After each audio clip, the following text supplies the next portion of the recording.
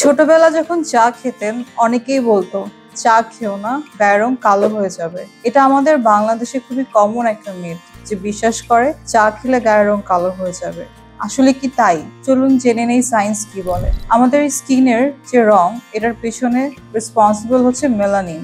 Melanin দুই ধরনের হয়ে থাকে, ইউমেলানিন অ্যান্ড ফিউমেলানিন। ইউমেলানিন যার গায়ে যত বেশি তার রংটা তত ডার্ক, আর যার গায়ে যত বেশি ফিউমেলানিন তার রংটা তত বেশি লাইট অর ব্রাইট অর ফর্সা। এখন আমাদের এই ব্যাপারগুলো জেনেটিক্যালি ডিসাইডেড হয়। দেখা যায় যারা ইউরোপিয়ান, ব্রিটিশ, তাদের ফিউমেলানিন বেশি এবং আমাদের সাবকন্টিনেন্টে ইউমেলানিন বেশি। অর্থাৎ আমরা বুঝলাম যে আমাদের গায়ের রঙের সাথে কিভাবে রেস অ্যান্ড জেনেটিক্স রিলেটেড। এছাড়াও আদার কিছু ফ্যাক্টর থাকে, যেমন যারা সানস্ক্রিন ইউজ করে না, যারা কোনো রোগের জন্য স্টেরয়েড খাচ্ছে, কোনো স্ট্রং অ্যান্টিবায়োটিক খাচ্ছে, তাদেরও গায়ের রংটা কিছুটা ডার্ক হয়ে যায়। আবার কোনো ইনফ্লামেশন থাকলে, অর্থাৎ কোথাও থাকলে, তারপর যাদের মেস্তা থাকে বিনা কারণেই গায়ের রংটা কালো দেখায়।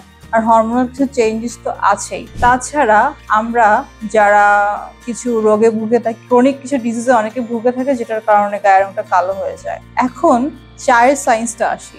কিছু চা আছে যেগুলোর মধ্যে অ্যান্টি অক্সিডেন্ট থাকে, যেমন গ্রিন টি, এটাতে অ্যান্টি অক্সিডেন্ট থাকে, খুবই ভালো স্কিনের জন্য। অন দি আদার হ্যান্ড কিছু চাতে ক্যাফেইন থাকে যেটা স্কিনটাকে ডিহাইড্রেটেড করে ফেলে, সো দেখা যাচ্ছে স্কিনটা ড্রাই হয়ে যায়। কিন্তু স্কিন কখনোই কালো করে না, স্কিনের মেলানিনের সাথে চায়ের কোনো রিলেশনই নেই। সো আপনাকে নেক্সট টাইম যখন বলে কেউ যে চা খেও না কালো হয়ে যাবে, সো তাকে বলুন এটা একটা মিথ, বরং তাকে চা অফার করুন।